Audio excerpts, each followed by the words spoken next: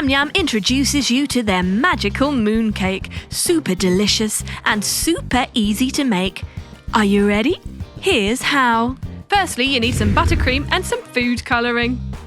Using yellow food colouring to make our buttercream base for our moon.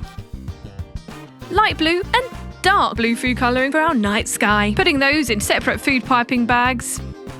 Now, let's get our chocolate cake, which we've made earlier, and slice the top off. Now we're going to slice the remaining in half.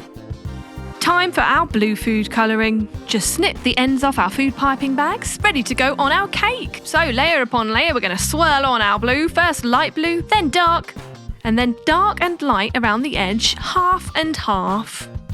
Using a flat knife or a spatula to smooth it all over and slightly blend it together.